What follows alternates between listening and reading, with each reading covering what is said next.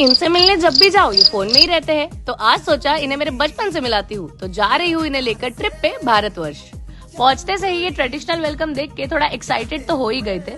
फिर हम पहुंचे हमारे रूम में जो बहुत airy and full 90s feel दे रहा था। अब भूख लग गई थी जोरों से, तो किया हमने ब्रेकफास्ट फटाफट और निकल पड़े थोड़ा नेचर एक्सप्लोर करने।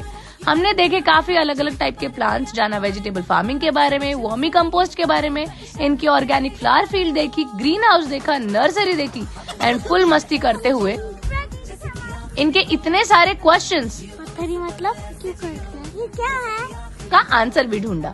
अब काफी थक गए थे यार, थोड़ा चिल किया, फ्रेश बेर खाए। वैसे बेर को इंग्लिश में क्या बोलते हैं। अब लंच में था ट्रेडिशनल महाराष्ट्रियन फूड और ये बनता भी इनके फार्म के वेजिटेबल से ही है। काफी सारी चीजें थी बट मेरा फेवरेट था बैगन भरता। खाना खाने के बाद हमने देखी है कुटिया जहाँ आप बैठकर मेडिटेट कर सकते हो। अब इन दोनों के साथ ये करना मुश्किल ही नहीं, इम्पॉसिबल था। तो हम चले गए गार्डन एरिया, फार्म एनिमल्स देखे। देखो और एक बात बताऊं, यहाँ ना एक टॉर्टोइज टेम्पल है और ये मूर्ति सिंगल स्टोन से बनी है।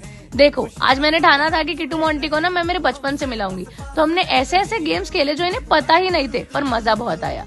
आज इनको फोन से दूर करते करते मुझे मेरा बचपन याद आ गया। कितना सॉर्टेड था। This was such a memorable trip at Bharatvarsh farms Nagpur, जहाँ एजुकेशन से लेकर फन सब कुछ है। तो आप भी जल्दी प्लान करो। Okay bye.